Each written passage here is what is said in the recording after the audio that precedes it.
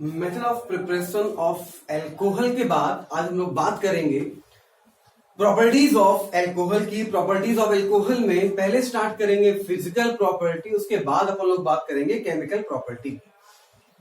Last वाले video में हम लोग बात कर चुके थे method of preparation of alcohol की। वैसे एक दो मेथड अपने पास अभी बचे हुए हैं, लेकिन वो अलग से जब एथिल एल्कोहल आपको बताएंगे तो आपको एथिल एल्कोहल के कुछ अलग मेथड हैं जो आपको वहां पे हम लिखवाएंगे।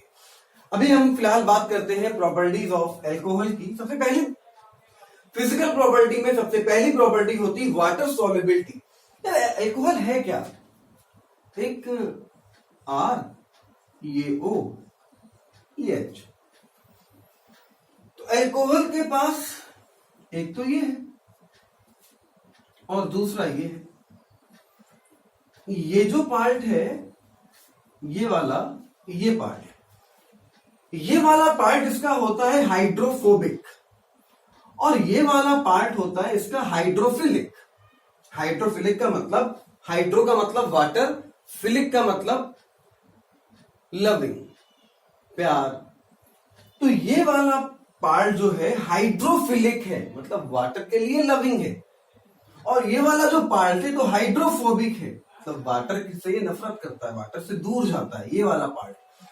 तो एल्कोहल वाटर में सॉल्युबल होता है इस वाले पार्ट की वजह से, ना कि इस वाले पार्ट की वजह से। इस वाले पार्ट की वजह से क्यों सॉल्युबल होता है? क्योंकि इसी पार्ट की वजह से यहाँ पे हाइड्रोजन बॉन्डिंग एग्जिस्ट करती है। Alcohols are good water soluble due to the inter molecular hydrogen bond. Alcohol अच्छे वाटर सॉल्युबल होते हैं due to the inter molecular hydrogen bond. आपने देखा होगा ना, अरे बड़ी बड़ी बाल्टियों में एल्कोहल में लोग पानी मिलाते हैं तो एल्कोहल पानी मिल जाता है। हमने नहीं देखा आज तक, ऐसा लोग बताते हैं कि एल्कोहल में वाटर मिलाया जाए तो एकदम मिल जाता है। तो क्योंकि एल्कोहल में भी हाइड्रोजन बॉन्डिंग होती है, वाटर में भी हाइड्रोजन बॉन्डिंग होती है, दोनों हाइड्रोसॉल्युबल होते हैं। तो हम लोग क्या बोल सकते हैं कि alcohols are good water soluble due to the hydrogen bonding. ये वाला पार्ट हाइड्रोफिलिक होगा और ये वाला पार्ट हाइड्रोफोबिक होगा। तो ये वाला पार्ट हो गया हाइड्रोफोबिक और ये वाला पार्ट हो गया हाइड्रोफिलिक। तो चलिए पॉइंट नंबर 1 लिखिएगा हेडिंग डाल के। प्रॉपर्टीज ऑफ एल्कोहल में पहली हेडिंग वाटर सॉल्युबिलिटी के अंदर पॉइंट नंबर 1। पॉइंट नंबर 1 लिखने के पहले इसको बनाइए ROH, आर के सामने लिखिए हाइड्रोफोबिक। हाइड्रोफोबिक जो वाटर से नफरत करे, और यहां पे लिखिए हाइड्रोफिलिक। हाइड्रोफिलिक जो वाटर से बेइंतहा मोहब्बत करे उसको बोलते हैं हाइड्रोफिलिक, तुरंत डिसॉल्व हो जाए उसको बोलते हैं हाइड्रोफिलिक। तो ये वाला पार्ट हो गया हाइड्रोफिलिक और ये वाला पार्ट हो गया हाइड्रोफोबिक। चलिए इसको लिख चुके होंगे, अब अगला पॉइंट लिखिएगा, बोलने लिखिएगा।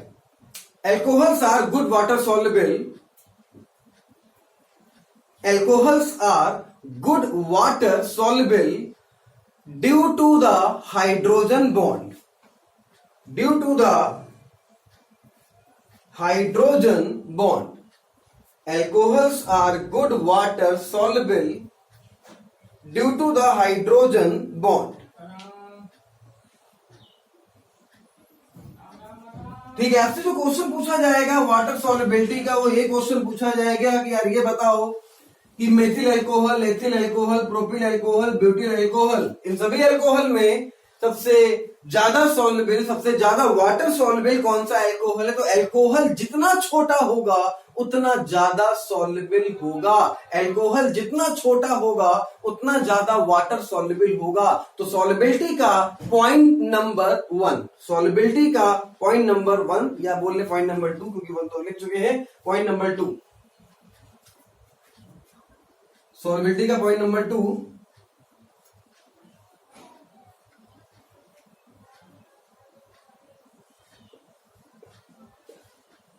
एल्कोहल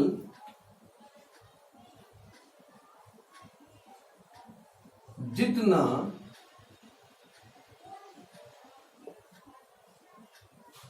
छोटा होगा, एल्कोहल जितना छोटा होगा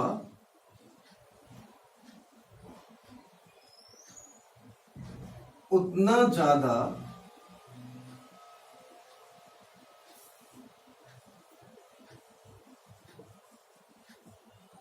सॉल्युबल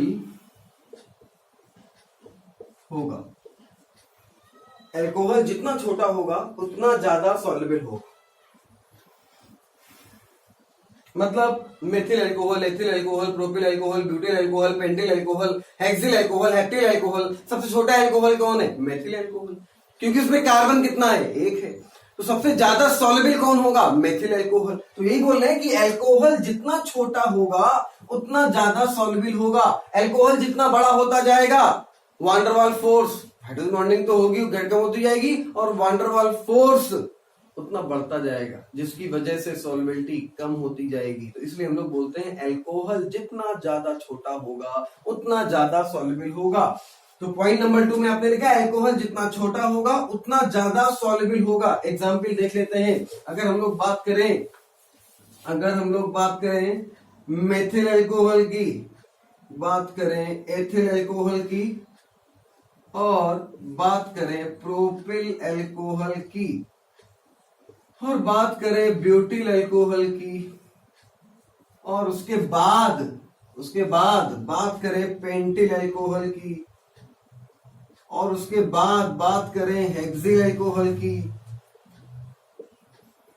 तो जितना छोटा अल्कोहल होगा उतना ज्यादा सॉल्युबल होगा। तो सबसे ज्यादा सॉल्युबल मेथिल, उससे कम सॉल्युबल एथिल अल्कोहल, उससे कम सॉल्युबल प्रोपिल अल्कोहल, उससे कम सॉल्युबल ब्यूटिल अल्कोहल, उससे कम सॉल्युबल पेंटिल अल्कोहल, उससे कम सॉल्युबल हेक्सिल अल्कोहल, उससे कम सॉल्युबल होगा हेप्टिल। जैसे जैसे कार्बन बढ़ते जाएंगे वैसे वैसे सॉल्युबिलिटी कम होती जाएगी। चलिए फटाफट ये अल्कोहल की सॉल्युबिलिटी का घटता हुआ क्रम लिखिए। घटता हुआ क्रम, सबसे ज्यादा इसका, उससे कम इसका, उससे कम इसका, उससे कम इसका, देन ठीक है, घटता हुआ क्रम वाटर सॉल्युबिलिटी का। अब अगर अल्कोहल वेरिएबल है, अगर मॉलिक्यूलर मास वेरिएबल है, एक अल्कोहल का मॉलिक्यूलर मास कम है, एक का ज्यादा है, तो टेंशन नहीं है। जिसका मॉलिक्यूलर मास सबसे कम होगा उसकी वाटर सॉल्युबिलिटी सबसे ज्यादा होगी। समस्या तब आएगी, दिक्कत तब आएगी जब मॉलिक्यूलर मास सेम हो जाएगा। चलो अगला पॉइंट भी देख लेते हैं वाटर सॉल्युबिलिटी का, पॉइंट नंबर 3। अगला पॉइंट क्या है, ध्यान दीजिएगा।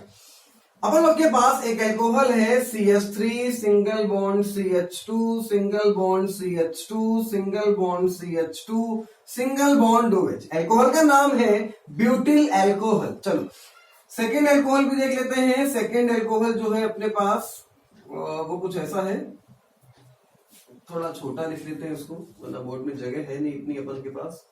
CH3 CH2 CH2 CH2 OH, इसके बाद CH3 CH OH CH2 CH3 second.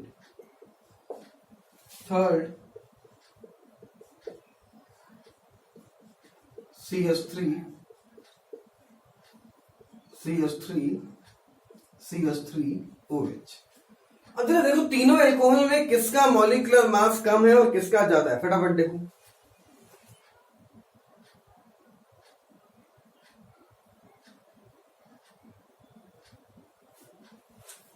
तीनों का बराबर है, देख लिया ना भैया, तीनों का मॉलिक्यूलर मास बिल्कुल बराबर है। कार्बन देखो ना, 1 2 3 4, कार्बन 1 2 3 4, हाइड्रोजन 3 2 5 2 7 2 9 1 10, 3 3 6 3 9 1 10, 3 3 6 6 2 8 8 1 9 9 1 10।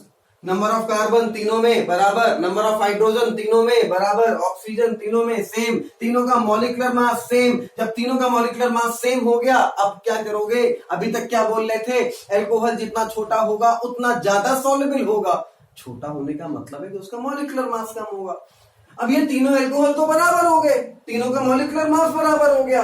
अब सॉल्युबिलिटी देखनी है तो कैसे देखेंगे, इस केस में ब्रांचिंग देखेंगे, और ब्रांचिंग जितनी ज्यादा होगी वाटर सॉल्युबिलिटी भी उतनी ज्यादा होगी। ब्रांचिंग जितनी ज्यादा होगी वाटर सॉल्युबिलिटी भी उतनी ही ज्यादा होगी। ब्रांचिंग जितनी ज्यादा वाटर सॉल्युबिलिटी उतनी ज्यादा।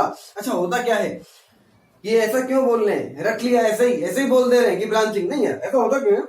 क्योंकि हमने आपको बताया था एल्केन के केस में, हमने आपको बताया था एल्किल हाइलाइट के केस में, एल्किल हाइलाइट के केस में भी हमने आपको बताया था, एल्किल हाइलाइट वाला वीडियो देखोगे प्रॉपर्टी, वहां भी हमने आपको बताया था कि जो सरफेस एरिया होता है ना, सरफेस एरिया जितना ज्यादा होता है वांडरवाल फोर्स ऑफ अट्रैक्शन उतना ज्यादा हो जाता है सरफेस एरिया की वजह से। और वांडरवाल फोर्स ऑफ अट्रैक्शन ज्यादा हो जाएगा तो अगर हम लोग बात करें सॉल्युबिलिटी की, तो सॉल्युबिलिटी कम हो जाएगी। जरा ध्यान दीजिएगा, अब हम लोग ये सरफेस एरिया देखते कैसे थे, तो सरफेस एरिया देखते थे ब्रांचिंग से। तो इस कंपाउंड में देखें तो कोई भी ब्रांचिंग अपने पास नहीं है। यहां पे अल्कोहल ब्रांच पे लगा है तो ये एक ब्रांचिंग मानी जाएगी। यहां पे और ज्यादा ब्रांचिंग हो गई, तो ब्रांचिंग जितनी ज्यादा सरफेस एरिया उतना कम, वांडरवाल फोर्स उतना कम, सॉल्युबिलिटी उतनी ज्यादा। अरे इतना ऊपर तक जाने की जरूरत नहीं है, तुम सिर्फ एक बात ध्यान रखो, अल्कोहल में ब्रांचिंग जितनी ज्यादा होगी सॉल्युबिलिटी भी उतनी ज्यादा होगी। लेकिन लेकिन लेकिन लेकिन ये पॉइंट अप्लाई सिर्फ तब करना है जब मॉलिक्यूलर मास सेम हो जाए। जब मॉलिक्यूलर मास सेम नहीं है तो उसके लिए इसके पहला वाला पॉइंट अप्लाई करेंगे जो हमने आपको लिखवाया कि अल्कोहल जितना छोटा उसकी सॉल्युबिलिटी उतनी ज्यादा। ये वाला पॉइंट तभी अप्लाई करेंगे जब सारे अल्कोहल सेम हो जाए, मतलब मॉलिक्यूलर मास सेम हो जाए, तब बोलेंगे ब्रांचिंग जितनी ज्यादा सॉल्युबिलिटी भी उतनी ज्यादा। चलिए अगला पॉइंट लिखिएगा। अगला पॉइंट अगर अल्कोहल का जैसे बोल रहे वैसे लिखिएगा, अंग्रेज बनने की जरूरत नहीं है। अगर अल्कोहल के मॉलिक्यूलर मास सेम हो जाए, अगर अल्कोहल के मॉलिक्यूलर मास सेम हो जाए,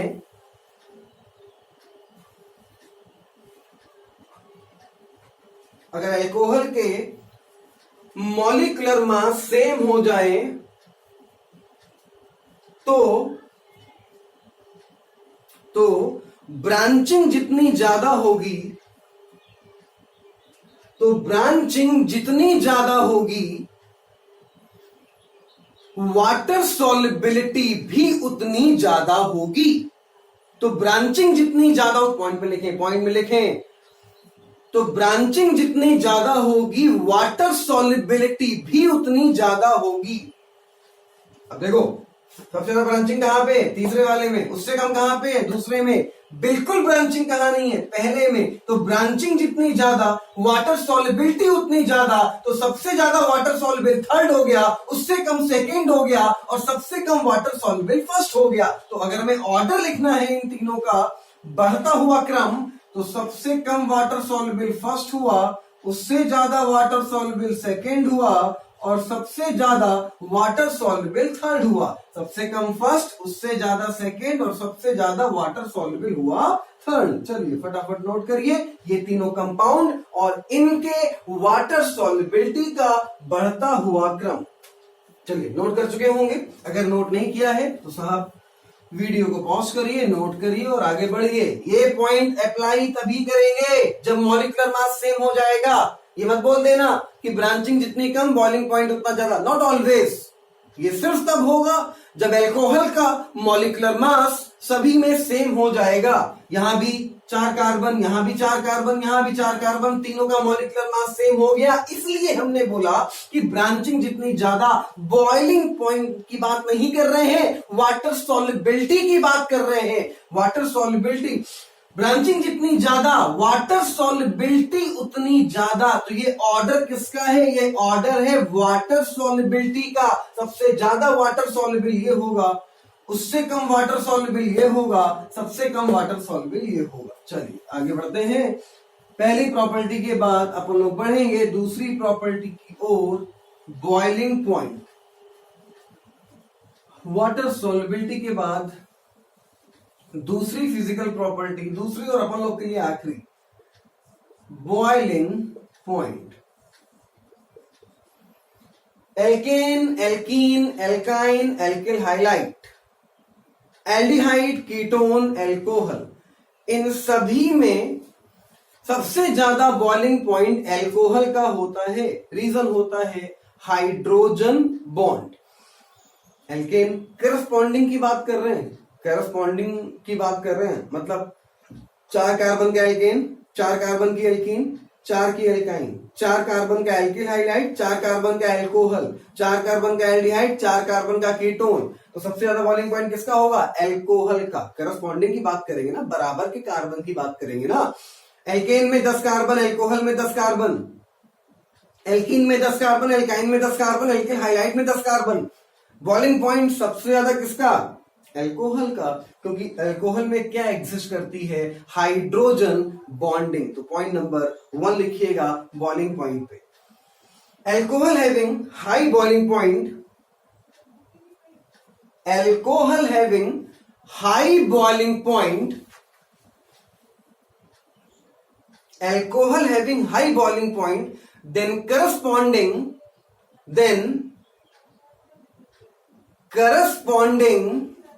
alkane, alkene, alkyne, alkyl halide, aldehyde, ketone, ether, etc. Because alcohol having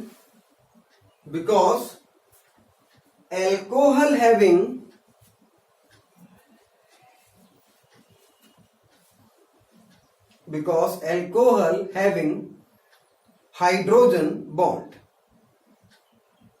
क्योंकि एल्कोहल में क्या होता है? Hydrogen bond.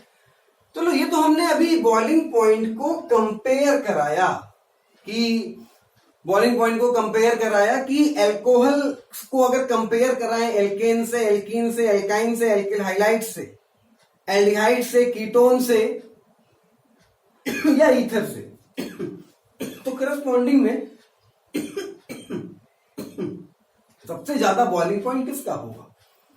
तो आंसर है सबसे ज्यादा बॉइलिंग पॉइंट साहब एल्कोहल का होगा, क्योंकि एल्कोहल में हाइड्रोजन बॉन्डिंग होगी, बाकी किसी में भी हाइड्रोजन बॉन्डिंग नहीं होगी। लेकिन अगर हमें एल्कोहल का एल्कोहल में कंपेयर कराना, क्वेश्चन तो यही आएगा। एल्कोहल का एल्कोहल में मतलब हम लोग के पास है मेथिल एल्कोहल, हम लोग के पास है एथिल एल्कोहल, प्रोपिल एल्कोहल है, ब्यूटिल एल्कोहल है,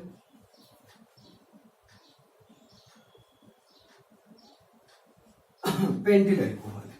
ठीक है, अच्छा मेथिल एल्कोहल क्या होगा? मेथिल एल्कोहल ये होगा CH3OH। एथिल एल्कोहल का स्ट्रक्चर ये होगा open structure CH3CH2OH। Propyl alcohol का स्ट्रक्चर CH3CH2CH2OH ये होगा। बॉइलिंग पॉइंट की बात कर रहे हैं, वाटर सॉल्युबिलिटी की बात नहीं कर रहे हैं, अब की बात बॉइलिंग पॉइंट की बात कर रहे हैं। तो कोई भी कंपाउंड बॉइल कब होता है? जब उसके बीच का फोर्स ऑफ अट्रैक्शन खत्म हो जाए, तभी तो बॉइल होगा। तो अगर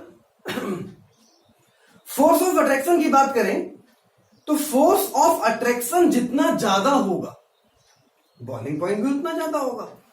force of attraction methyl, ethyl, propyl और ब्यूटिल और पेंटिल में मैक्सिमम किसका होगा?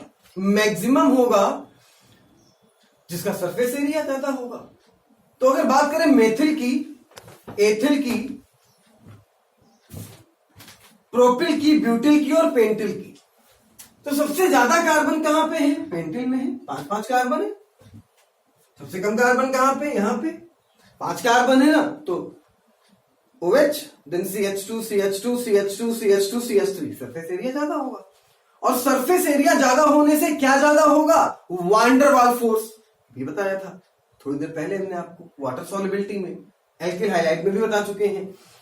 सरफेस एरिया ज्यादा होगा तो वांडरवाल फोर्स ऑफ अट्रैक्शन ज्यादा होगा, और अट्रैक्शन ज्यादा होगा तो इस अट्रैक्शन को खत्म करने में हमें बॉइलिंग पॉइंट भी तो ज्यादा देना पड़ेगा। तो बॉइलिंग पॉइंट डिपेंड करता है वांडरवाल फोर्स पे, वांडरवाल फोर्स डिपेंड करता है सरफेस एरिया पे, और सरफेस एरिया डिपेंड करता है मॉलिक्यूलर मास पे। तो अगर एक लाइन में अगर हम लोग ये बोले कि इन सभी में बॉइलिंग पॉइंट सबसे ज्यादा किसका, अरे जिसमें कार्बन ज्यादा उसका मॉलिक्यूलर मास ज्यादा, उसका बॉइलिंग पॉइंट ज्यादा। तो सबसे ज्यादा बॉइलिंग पॉइंट हो गया किसका, पेंटिल का, उससे कम हो गया ब्यूटिल का, उससे कम हो गया प्रोपिल का, उससे कम हो गया एथिल का, और सबसे कम बॉइलिंग पॉइंट हो गया साहब मेथिल का। तो ये बॉइलिंग पॉइंट का बढ़ता हुआ क्रम हो गया, ये बॉइलिंग पॉइंट का बढ़ता हुआ क्रम। इससे भी ज्यादा किसका हो जाएगा, हेक्सेल का, उससे भी ज्यादा हेप्टेल का। तो अल्कोहल का मॉलिक्यूलर मास जितना ज्यादा होगा बॉइलिंग पॉइंट भी उतना ज्यादा होगा। चलिए लिखिएगा पॉइंट बना के, अगला पॉइंट लिखिएगा, चलिए लिखिएगा, if molecular mass of alcohol, if molecular mass of alcohol will be maximum,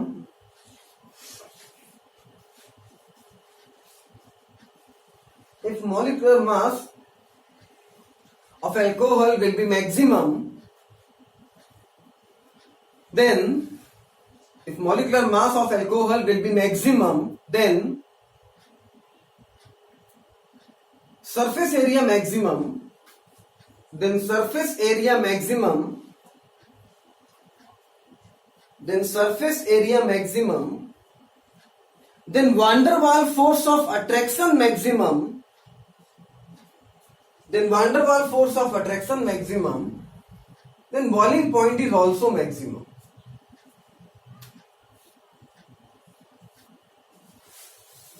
चलिए फटाफट ये बॉइलिंग पॉइंट का ऑर्डर लिखिए, बॉइलिंग पॉइंट का बढ़ता हुआ क्रम। तो एक लाइन में दिमाग में रखें कि अल्कोहल में कार्बन जितने ज्यादा बॉइलिंग पॉइंट उतना ज्यादा, काम खत्म। यहां पे कार्बन 1 था, यहां 2, यहां 3, यहां 4, यहां 5, जितने ज्यादा कार्बन होंगे अल्कोहल में उतना ही ज्यादा बॉइलिंग पॉइंट होगा। तो बॉइलिंग पॉइंट का बढ़ता हुआ क्रम लिखिए फटाफट। बॉइलिंग पॉइंट में पॉइंट नंबर 2, बॉइलिंग पॉइंट का पॉइंट नंबर 1 था, अब बॉइलिंग पॉइंट का पॉइंट नंबर 2। मान लीजिए हम लोगों के पास एक अल्कोहल ये है और अब दूसरा अल्कोहल ये है।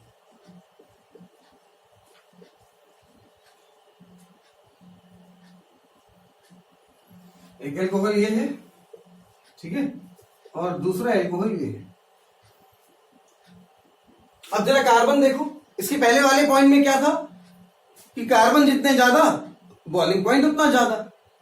यहां पे कार्बन कितने हो गए, 1 2 3 4, यहां पे कार्बन 1 2 3 4, तो दोनों अल्कोहल का मॉलिक्यूलर मास सेम हो गया। अब क्या करोगे, अब ब्रांचिंग देखोगे, और याद करना वान डर वाल force of attraction directly proportional होता है सरफेस एरिया के। तो इसकी आईपीएसी नेमिंग करोगे तो ये 4 कार्बन ब्रांच में आएंगे, इसकी आईपीएसी नेमिंग करोगे तो ये 3 कार्बन ब्रांच में आएंगे। इसका एरिया, इसका सरफेस एरिया ज्यादा होगा क्योंकि यहां पे 4 कार्बन मेन चेन में आ रहे हैं, और इसका सरफेस एरिया कम होगा क्योंकि यहां पे 3 कार्बन मेन चेन में आ रहे हैं। अरे मेन चेन में कार्बन, जैसे जैसे मेन चेन में कार्बन बढ़ते जाएंगे ना, सरफेस एरिया बढ़ता जाएगा ना। तो मेन चेन में कार्बन बढ़ने से सरफेस एरिया बढ़ता जाएगा। मेन चेन में 3 ही कार्बन बचे, 1 कार्बन ब्रांच में आके लटक गया, तो सरफेस एरिया तो इतना ही बचा ना, सरफेस एरिया तो इतना ही बचा, सरफेस एरिया कम हो गया। और सरफेस एरिया कम होने से क्या फर्क पड़ा, वान डर वाल फोर्स कम हो गया। वान डर वाल फोर्स कम होने से क्या कम हो गया, बॉइलिंग पॉइंट, क्योंकि बॉइलिंग पॉइंट वान डर वाल फोर्स के डायरेक्टली प्रोपोर्शनल होता है। हमने क्या बोला था सॉल्युबिलिटी में, वाटर सॉल्युबिलिटी में, अगर इन दोनों की वाटर सॉल्युबिलिटी पूछी जाए तो वाटर सॉल्युबिलिटी ज्यादा होगी इसकी, ब्रांचिंग जितनी ज्यादा, वाटर सॉल्युबिलिटी उतनी ज्यादा, लेकिन अगर बॉइलिंग पॉइंट पूछा जाए तो बॉइलिंग पॉइंट इसका ज्यादा होगा, क्योंकि ब्रांचिंग जितनी कम होगी सरफेस एरिया उतना ज्यादा होगा, सरफेस एरिया ज्यादा होगा तो वांडर वाल फोर्स ज्यादा होगा, और फोर्स ज्यादा होगा तो उस फोर्स को खत्म करने में टेम्परेचर भी ज्यादा देना पड़ेगा, जिसकी वजह से उसका बॉइलिंग पॉइंट ज्यादा होगा। तो बॉइलिंग पॉइंट इन दोनों में साहब ज्यादा किसका हो गया? सेकंड वाले का ज्यादा हो गया, फर्स्ट वाले का कम हो गया, क्योंकि यहां पे ब्रांचिंग कम है और यहां पे ब्रांचिंग ज्यादा है। चलिए पॉइंट नंबर 2 बॉइलिंग पॉइंट का लिखना स्टार्ट करिएगा। ब्रांचिंग जैसे बोल रहे वैसे लिखिएगा, अंग्रेज बनने की जरूरत नहीं है। ब्रांचिंग जितनी कम होगी, इसको लिखिए नोट्स में डालिए इसको, ब्रांचिंग जितनी कम होगी, ब्रांचिंग जितनी कम होगी सरफेस एरिया उतना ज्यादा होगा। ब्रांचिंग जितनी कम होगी सरफेस एरिया उतना ज्यादा होगा, ब्रांचिंग जितनी कम होगी सरफेस एरिया उतना ज्यादा होगा, वांडर वाल फोर्स ऑफ अट्रैक्शन उतना ज्यादा होगा, वांडर वाल फोर्स ऑफ अट्रैक्शन उतना ज्यादा होगा,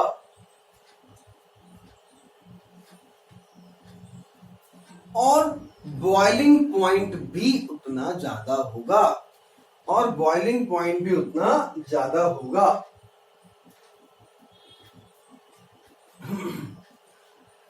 इसी में आगे लिखिए, इसी पॉइंट में लिखिएगा।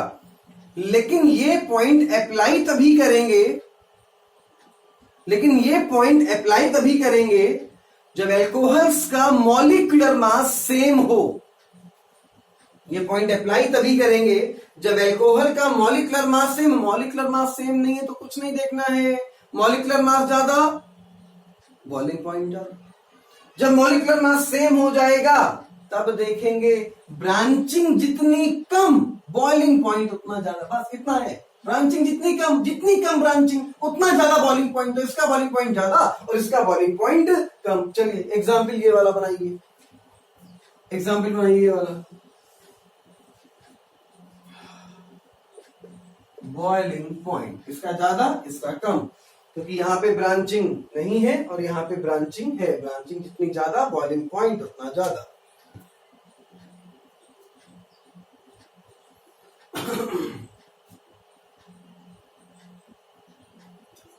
चलिए नोट कर चुके होंगे, अगर नोट नहीं किया है वीडियो को पॉज करिए, नोट करिए, उसके बाद आगे बढ़िए।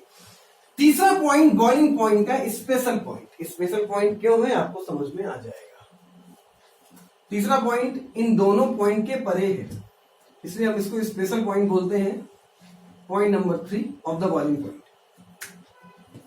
पॉइंट नंबर 3 ना मॉलिक्यूलर मास की बात करेगा, पॉइंट नंबर 3 ना ब्रांचिंग की बात करेगा, इन दोनों पॉइंट से परे है। तीसरा पॉइंट सिर्फ देखेगा नंबर ऑफ OH ग्रुप। जैसे कि हम आपसे बोले CH3 CH2 OH, हम आपसे बोले CH2 CH2 OH, हम आपसे बोले साहब CH2 OH CHOH CH2 OH। Boiling point compare करना है तो number of OH, number of alcohol जितने ज्यादा बॉइलिंग पॉइंट उतना ज्यादा, क्योंकि नंबर ऑफ OH बढ़ने से हाइड्रोजन बॉन्डिंग बढ़ती है। यहां पे OH कितना है 1, यहां पे OH कितना है 2, यहां पे OH कितना है 3, तो सबसे ज्यादा बॉइलिंग पॉइंट उसका जिसमें OH सबसे ज्यादा, तो सबसे ज्यादा बॉइलिंग पॉइंट तीसरे का हो गया, तीसरे के बाद दूसरे का हो गया, और सबसे कम हो गया पहले का। तो चलिए इस पॉइंट में पॉइंट नंबर 3 में बॉइलिंग पॉइंट के लिखिएगा, if number of OH if number of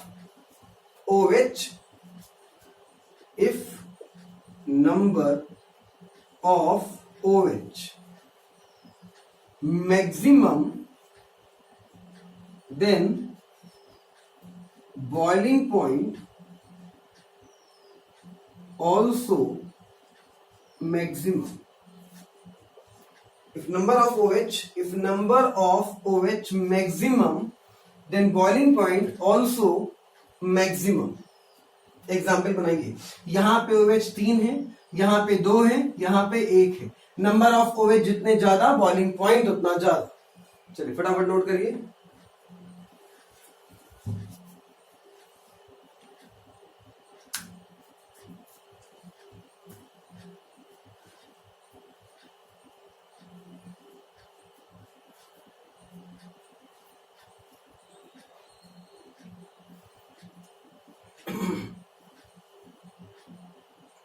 चलिए हटाते हैं इसको, नोट कर चुके होंगे।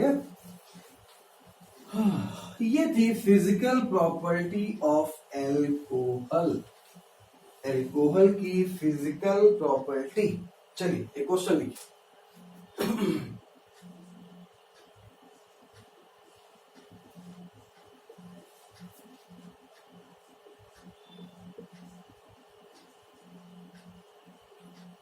Which of the following compound having maximum boiling point? इनमें से किस कंपाउंड का बॉइलिंग पॉइंट सबसे ज्यादा है? चलो लिख लेते हैं।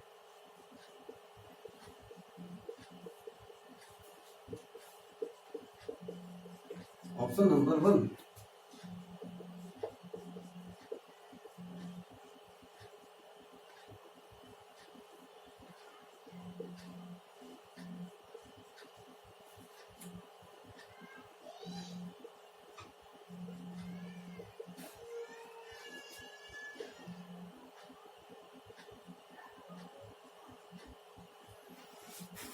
चलिए इन चारों में बॉइलिंग पॉइंट सबसे ज्यादा किसका होगा? क्वेश्चन नोट करिए फटाफट, आंसर निकालिए, उसके बाद हम डिस्कस करेंगे। 10 सेकंड का टाइम आपको दे रहे।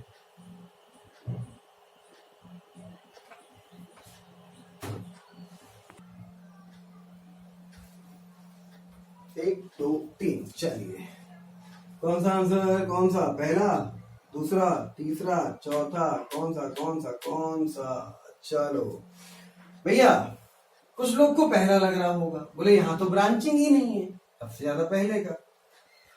भैया सबसे पहले हमने बोला ना, दोनों पॉइंट से जो परे है वो number of OH group, number of OH group जितने ज्यादा बॉइलिंग पॉइंट उतना ज्यादा।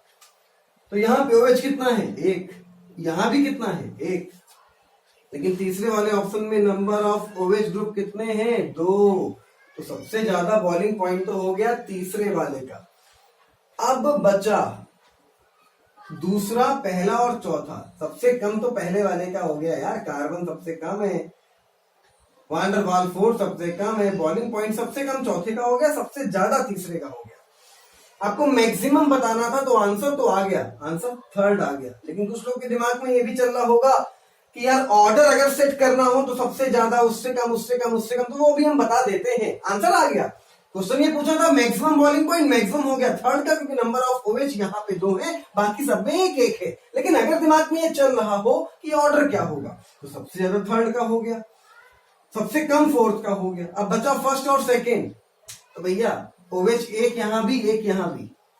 अब मॉलिक्यूलर मास देखो, ब्रांचिंग बाद में, ब्रांचिंग बाद में, पहले मॉलिक्यूलर मास, मॉलिक्यूलर मास ज्यादा तो बॉइलिंग पॉइंट ज्यादा। ब्रांचिंग ब्रांचिंग देखने की कोई जरूरत नहीं है, ब्रांचिंग सिर्फ और सिर्फ तब देखेंगे जब मॉलिक्यूलर मास सेम हो जाएगा। यहां पे कार्बन 1 2 3 4, यहां पे कार्बन 1 2 3 4 5 6 7, यहां पे 7 कार्बन है, यहां पे सिर्फ 4 कार्बन है। इसका मॉलिक्यूलर मास ज्यादा है, इसका बॉइलिंग पॉइंट 100% इससे बहुत ज्यादा होगा, क्योंकि इसका मॉलिक्यूलर मास ज्यादा है। ब्रांचिंग मत देखना, ब्रांचिंग सिर्फ और सिर्फ तब देखेंगे जब मॉलिक्यूलर मास, जब नंबर ऑफ कार्बन बराबर हो जाएंगे। तो अभी सबसे ज्यादा तीसरे का, तीसरे के बाद दूसरे का, दूसरे के बाद पहले का, सबसे कम बॉइलिंग पॉइंट हो जाएगा चौथे का। लेकिन हमसे मैक्सिमम पूछा था, so answer is the third. चलिए नोट कर चुके होंगे आप, आगे बढ़ते हैं अपन लोग। नोट नहीं किया है तो वीडियो को पॉज करिए, नोट करिए, उसके बाद आगे बढ़िए।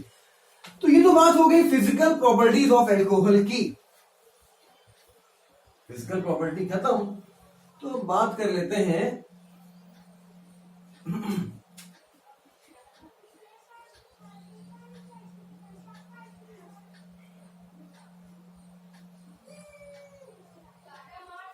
सी।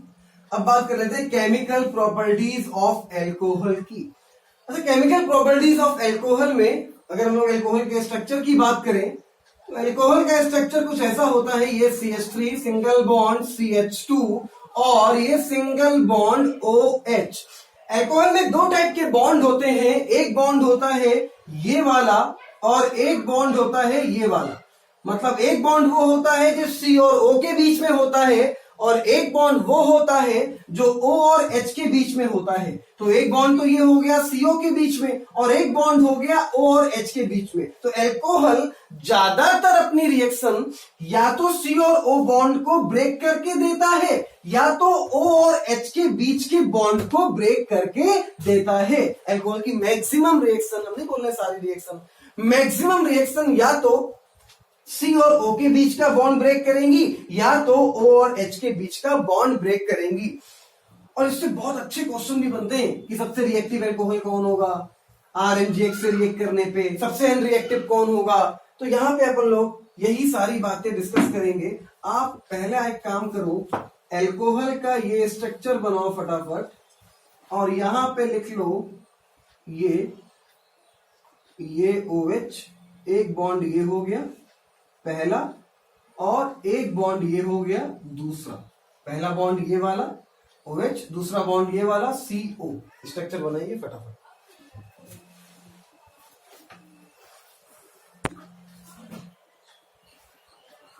ठीक है, तो एल्कोहल रिएक्शन कर रहा होगा तब जब OH बॉन्ड ब्रेक हो रहा होगा या तो तब जब C और O के बीच का बॉन्ड ब्रेक हो रहा होगा। तो अगर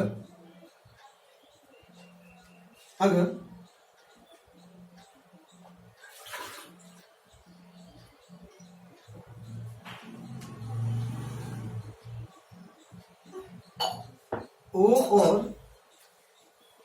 H, अगर O और H के, अगर O और H बॉन्ड ब्रेक होगा तो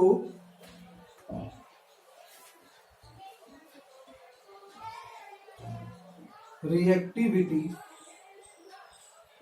ऑर्डर ऑफ एल्कोहल, सबसे रिएक्टिव मेथिल एल्कोहल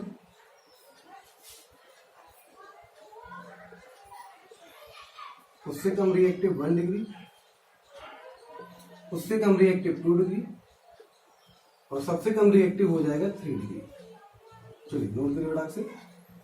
अगर ये पहला वाला बॉन्ड, अगर OH के बीच का बॉन्ड टूटेगा, अगर OH के बीच का बॉन्ड ब्रेक होगा तो रिएक्टिविटी ऑर्डर ऑफ एल्कोहल क्या होगा, सबसे रिएक्टिव मेथिल एल्कोहल, उसके बाद 1 डिग्री एल्कोहल, उसके बाद 2 डिग्री एल्कोहल और सबसे कम रिएक्टिव होगा 3 डिग्री एल्कोहल।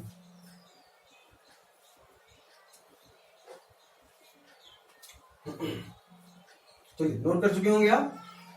अब अगला पॉइंट, ये पॉइंट नंबर 1 था। पॉइंट नंबर 2,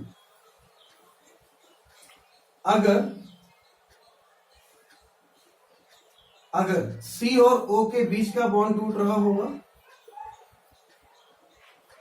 अगर C और O के बीच का बॉन्ड ब्रेक होगा तो रिएक्टिविटी ऑर्डर ऑफ एल्कोहल इसका उल्टा हो जाएगा। मतलब सबसे रिएक्टिव हो जाएगा 3 डिग्री, उससे कम 2 डिग्री, उससे कम 1 डिग्री और देन मेथिल एल्कोहल। फटाफट अगला पॉइंट लिखिए। पॉइंट नंबर 2, अगर C और O के बीच का बॉन्ड टूटेगा, अगर C और O के बीच का बॉन्ड ब्रेक होगा तो रिएक्टिविटी ऑर्डर ऑफ एल्कोहल, सबसे reactive 3 degree, then 2 degree, then 1 degree, सबसे कम reactive methyl alcohol.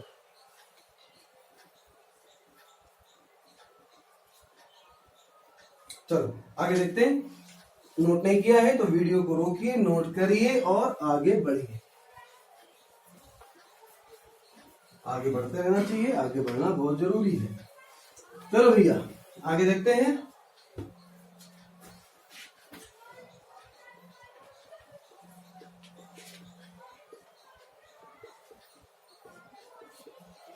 Reaction with sodium, पहली chemical property, reaction with sodium. आप कोई एल्कोहल लो, मान लीजिए आपने लिया मेथिल एल्कोहल या आपने लिया एथिल एल्कोहल, ठीक। रिएक्शन करा रहे हैं सोडियम से, यहां पे भी सोडियम से रिएक्शन, क्या होगा, सोडियम अंदर जाएगी और हाइड्रोजन बाहर निकल आएगी, तो प्रोडक्ट बनेगा CH3ONA और एक H बाहर निकला है, तो एक H का मतलब हो गया हाफ H2। सोडियम से रिएक्शन कराई तो सोडियम अंदर और हाइड्रोजन बाहर, तो ये क्या बना, CH3 single bond CH2 single bond O के साथ Na, और ये एक H बाहर निकला है, एक H का मतलब हो गया हाफ H2, हाइड्रोजन गैस बाहर निकल रही।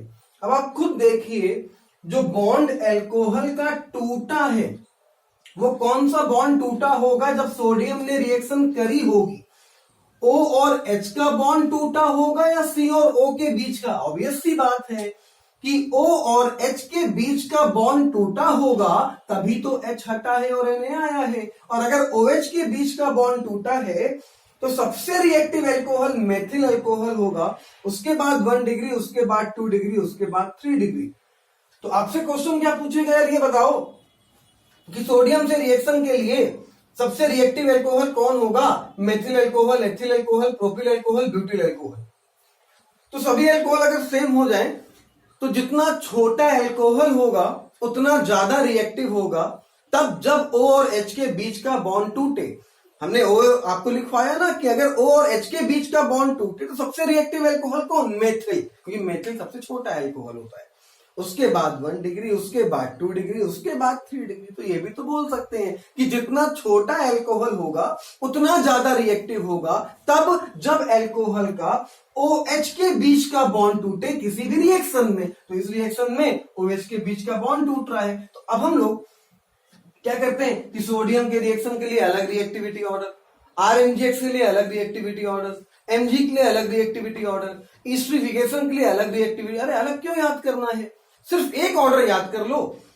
O और H के बीच का बॉन्ड टूटेगा तो सबसे reactive methyl, then 1 degree, then 2 degree, then 3 degree. और अगर C और O के बीच का बॉन्ड टूटेगा तो सबसे reactive 3, then 2, then 1, then methyl. तो अभी O और H के बीच का बॉन्ड टूट रहा है तो सबसे रिएक्टिव एल्कोहल हो जाएगा methyl, then 1 degree, then 2 degree, then 3 degree. फटाफट इसको नोट करिए, उसके बाद आगे बढ़ते हैं। रिएक्टिविटी ऑर्डर यहां भी वही फॉलो करेगा। सबसे रिएक्टिव मेथिल, मेथिल के बाद 1 डिग्री, 1 डिग्री के बाद 2 डिग्री, सबसे कम रिएक्टिव हो जाएगा 3 डिग्री। रिएक्टिविटी ऑर्डर एल्कोहल का जब सोडियम से रिएक्शन हो रही हो तो ये वही ऑर्डर होगा जो अभी हमने आपको लिखवाया था, क्योंकि यहां पे एल्कोहल का O और H के बीच का ही बॉन्ड टूट रहा है। O और H के बीच का बॉन्ड अगर टूटेगा तो जितना छोटा एल्कोहल होगा उतना ज्यादा रिएक्टिव होगा। अब कुछ लोग के दिमाग में एक बात चल रही होगी, reason reason reason reason reason चाहिए, रीजन चाहिए, ऐसा क्यों हो रहा है। तो रीजन भी बता देते हैं। अलग बात की रीजन आपके काम में अभी नहीं आएगा, अभी क्या कभी नहीं आएगा, लेकिन रीजन बता देते हैं, सुन लेना। क्या हुआ होगा, ये बॉन्ड टूटा होगा, ये बॉन्ड टूटा होगा तो O पे माइनस आया होगा, O पे माइनस आया होगा तो CH3 क्या होता है, प्लस आई। C2H5 क्या होता है, उससे बड़ा प्लस आई, और बड़ा एल्कोहल और बड़ा प्लस आई, और बड़ा एल्कोहल और बड़ा प्लस आई। प्लस आई माइनस चार्ज को बढ़ा देगा, और चार्ज जितना ज्यादा होगा ना स्टेबिलिटी उतनी कम। अरे रिएक्शन मैकेनिज्म में बताया तो था हमने आपको, चार्ज जितना कम रिएक्टिव, चार्ज जितना कम उतना स्टेबल, उतना सुकून। तुम ये सोचो, तुमने एमबीबीएस कर लिया, डॉक्टर बन गए, करोड़पति आदमी बन गया, हॉस्पिटल खोल लिया, अब तुमने कर ली शादी, सर पे अपने एक चार्ज ले लिया, चलो कोई दिक्कत नहीं, स्टेबल हो तुम। अब तुमने कर ली दूसरी शादी, वे जिंदगी बर्बाद, सर पे दो दो चार्ज आ गए, स्टेबिलिटी कम होने लगी। अब तुमने कर ली तीसरी शादी, अबे तीन तीन चार्ज, स्टेबिलिटी पूरी की पूरी खत्म। तो चार्ज सर पे जितना ज्यादा होता है, स्टेबिलिटी उतनी कम होती। चार्ज जितना कम होगा, तुम्हारी लाइफ में सुकून उतना ज्यादा होगा। तो कोशिश करो कि तुम्हारे सर पे चार्ज कम से कम हो। हाँ भैया ध्यान दीजिएगा जरा। चलो हटाओ, हम लोग ये बात कर रहे हैं कि रीजन क्या था। यहाँ पे माइनस चार्ज आएगा, ये प्लस आई है, एल्किल बढ़ता जाएगा, प्लस आई बढ़ता जाएगा, प्लस आई माइनस चार्ज को बढ़ाता जाएगा। चार्ज जितना ज्यादा होगा, स्टेबिलिटी उतनी कम होगी, और इंटरमीडिएट जितना अनस्टेबल होगा, उसका रिएक्टेंट उतना कम, उतना ज्यादा रिएक्टिव होगा। सॉरी, इंटरमीडिएट जितना ज्यादा स्टेबल होगा, उसका रिएक्टेंट उतना ज्यादा रिएक्टिव होगा। कभी कंफ्यूज मत हो जाना, ये क्या बता रहे हैं यार, हमने तो पढ़ा था स्टेबिलिटी इनवर्सली टू रिएक्टिविटी। हाँ तुमने सही पढ़ा था, लेकिन हम दो अलग अलग लोगों की बात कर रहे हैं।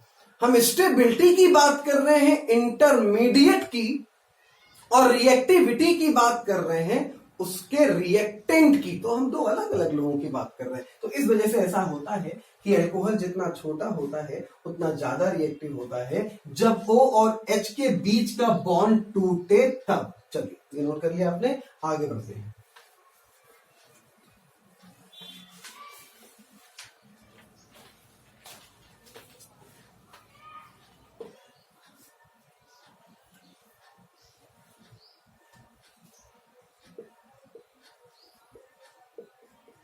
Second reaction with Grignard reagent. Reaction with Grignard reagent important reaction है।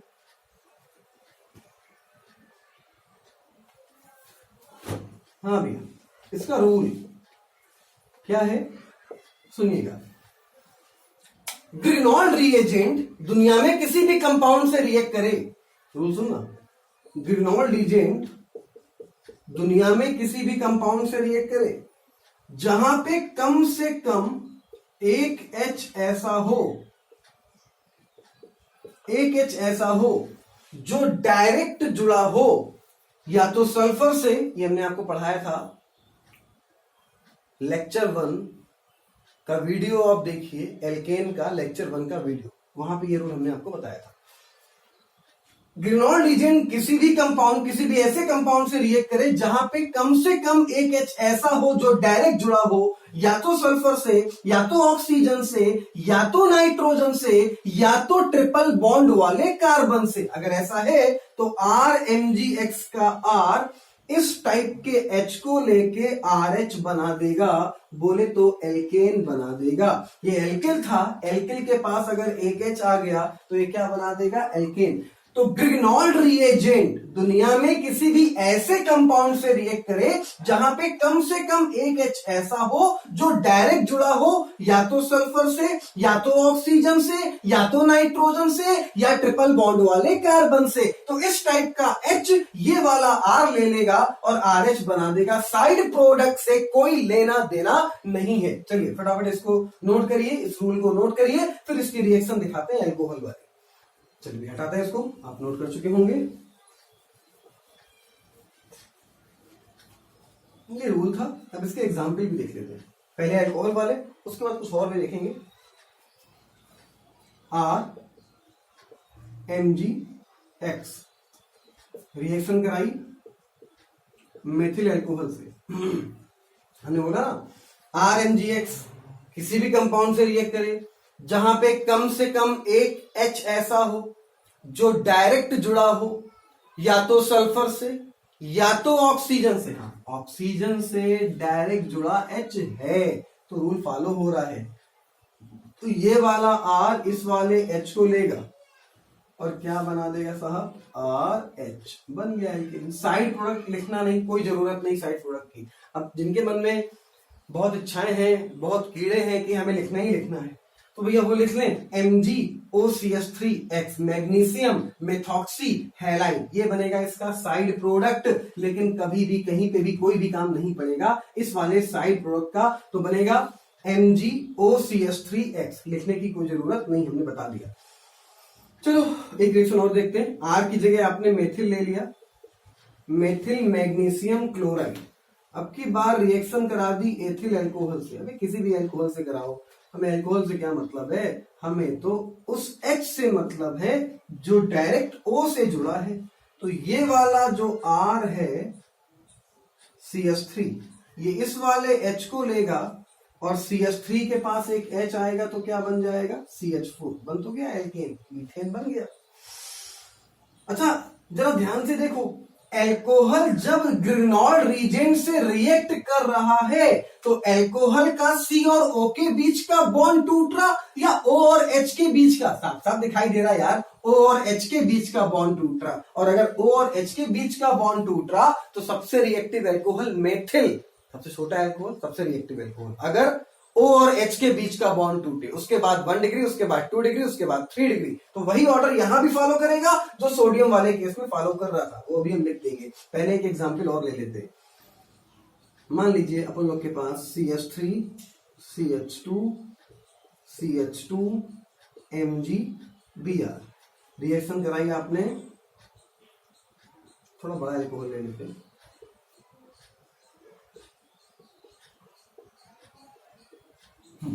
इससे ये है R, ये है MgX। तो ये जो R, पूरा पूरा R, Mg के बगल से जो कार्बन शुरू हो वो पूरा का पूरा R होता है।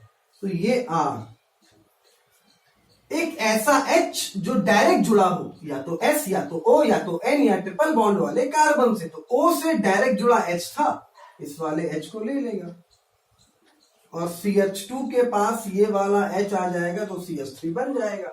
तो प्रोडक्ट क्या बनेगा, CH3 single bond CH2 single bond CH3, तो CH3 single bond CH2 single bond CH3। चलिए फटाफट नोट करिए, फिर आगे एक दो एग्जाम्पल और, उसके बाद इसके रिएक्टिविटी का ऑर्डर भी आपको लिखवा देते हैं जो भी हमने आपको बताया था।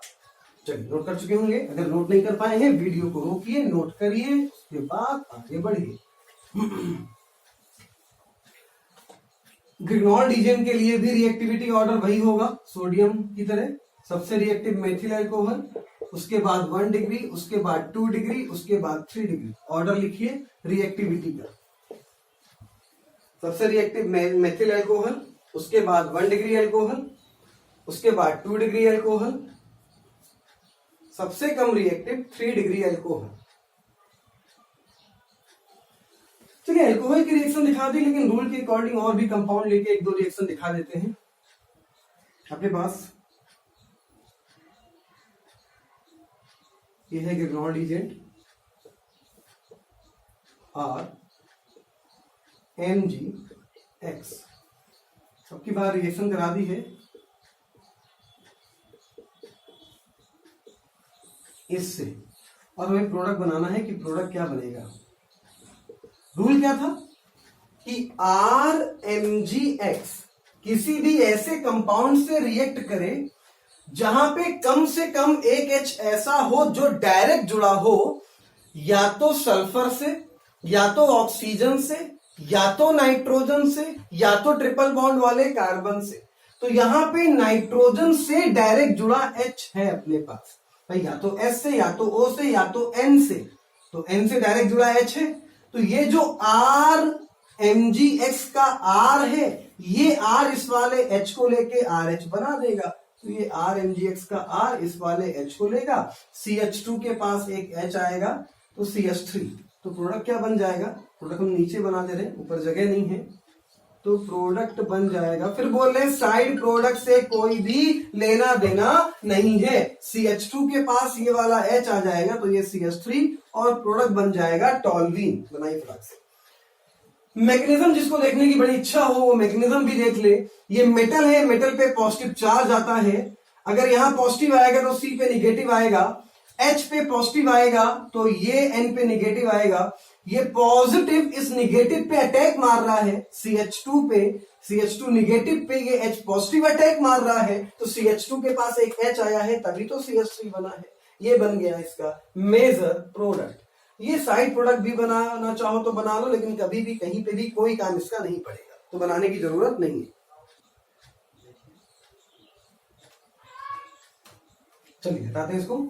ये आपने नोट कर लिया, ये रिएक्शन आपकी हो गई, रिएक्शन विद द ग्रिग्नॉल्ड रीएजेंट।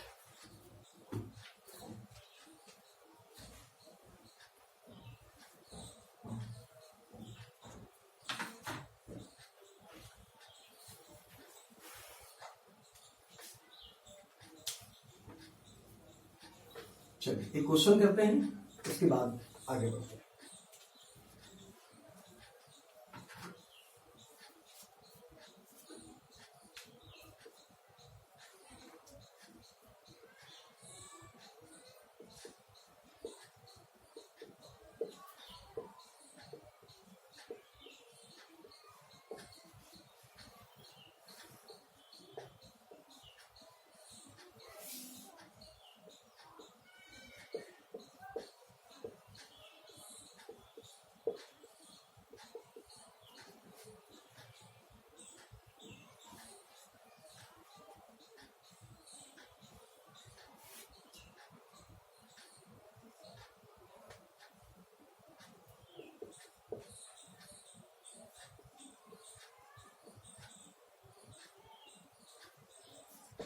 हाँ जी, क्वेश्चन ये है कि which of the following alcohol will be most reactive with Grignard reagent. Option ये रहे आपके सामने।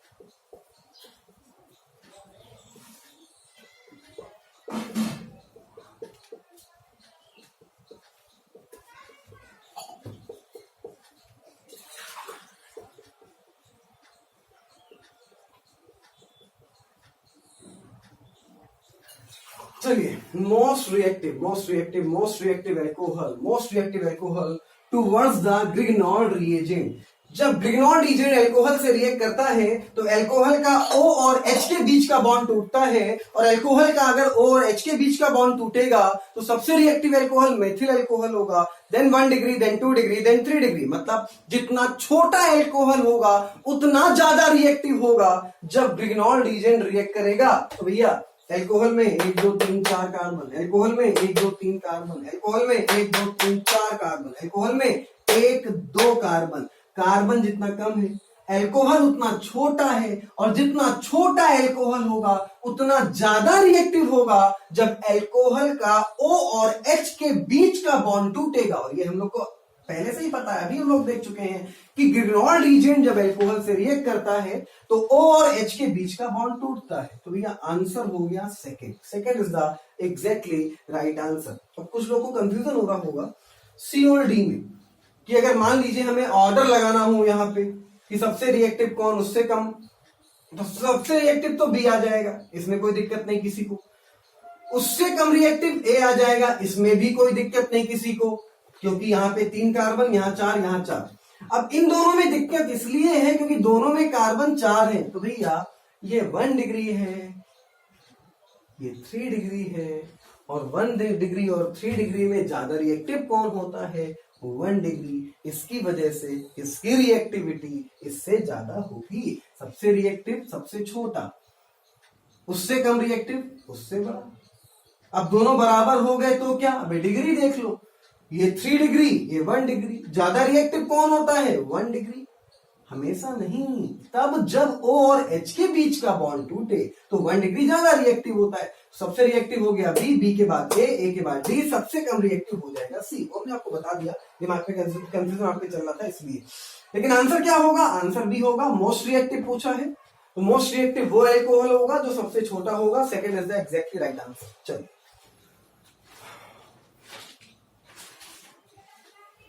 चलिए नोट कर चुके होंगे, अगर नोट नहीं किया है तो वीडियो को पॉज करिए, नोट करिए और आगे बढ़िए।